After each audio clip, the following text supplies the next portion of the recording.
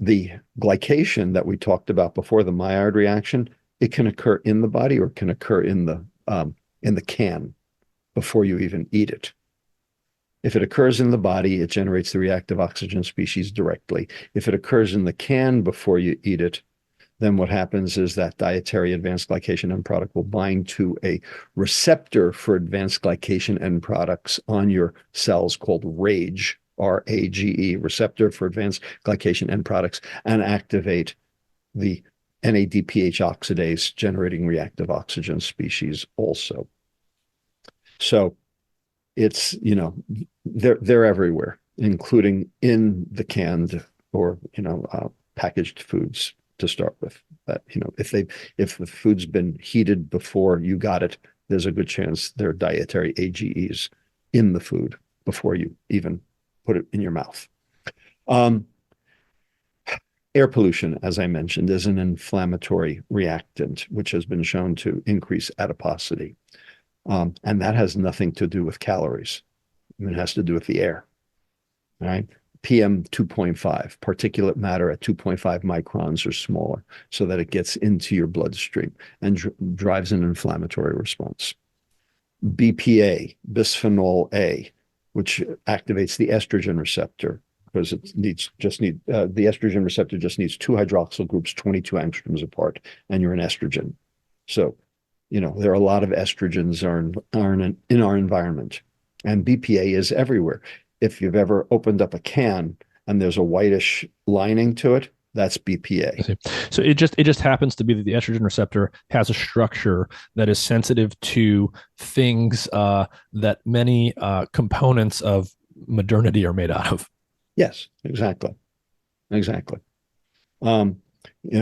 ago, many years ago, I was taking care of a kid in Wisconsin, a 5-year-old girl with breast development. So everybody thought she had precocious puberty.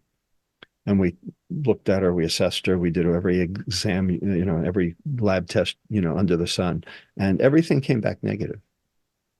And then I sent her urine for a tox screen, thinking maybe she was getting into mom's birth control pills, but mom swore she didn't have any birth control pills. So where would she be getting them from? But I sent the urine for the tox screen anyway.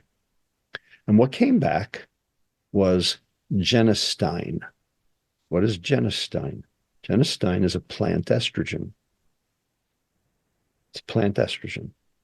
And that was what was driving her breast development. Where does that come from? So I asked the mom, I said, you've already told me about her diet. What do you bathe her in? And she looked at it. She was on the phone at home. And she said, well, I use this Victoria's Secret bath gel. And I said, what are the ingredients? And then she looked at it. She says, not for use in children. And the reason is because the reason it's Victoria's Secret bath gel is because it's loaded with plant estrogens to make your skin silky smooth. So this kid was absorbing the estrogen through her skin from her bath. Got it? Her mom was inadvertently giving her a sex hormone therapy. Yeah, without knowing it. So environmental estrogen, okay, can also be an environmental obesogen, because after all, estrogen lays down subcutaneous fat. As an example. All right. Parabens, things that are in cosmetics like lipstick, okay, and hair care products. The list. It's basically Tributyl tin. I'm not going to say everything, but lots and lots of things. Tributyl tin is what they use to paint the bottoms of boats to keep the barnacles from attaching to the hull. Okay, so all our water supply is filled with tributyl tin. And my colleague, Dr. Bruce Blumberg at University of California, Irvine, has shown that this particular compound is so egregious and also has epigenetic effects going forward. So you can expose an animal to tributyl tin and their great grandchild will be obese because of what you did to the great grandmother. If we're using it on boats, is it in the tap water? Yeah, it's in the tap water. and we're in the tap water at levels that that should matter. concern us. Yeah. Yes, absolutely. So, you know, you're never going to get away from these PFAS, Mhm. polyfluorolated alkylated substances. The whole Teflon thing. If anybody wants to watch the movie Dark Waters, came out in 2019 with Mark Ruffalo. It's all about DuPont and how they hid the Teflon story from, from the populace for 20 years. Okay. And these are forever chemicals. They are not going away. Another example, DDT. So DDT is a plant, sorry, is an insect estrogen. Okay. It is an insecticide. Okay. It's what we sprayed on all of the crops during World War II, to basically get rid of the, insects, malaria, and what have you. Okay. But turns out DDT is an estrogen, two hydroxyl groups, 22 estrogens apart. That's why it was a good insecticide. It was basically a contraceptive, for the insects.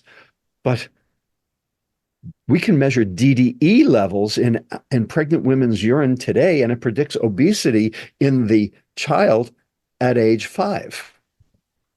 Okay. It's been gone for 50 years, but we can still measure it. So, I mean, given everything that you're telling us, the question is simply going to be, how does an ordinary person react to learning all of these things? And, I can think of a number of reactions, but none of them seems particularly palatable. Reaction Indeed. one could just be you become Ted Kaczynski and you move to a shack in Montana and try to destroy civilization. Let's assume we don't want to go down that path. Reaction two could just be to say, fuck it, like whatever, I don't care.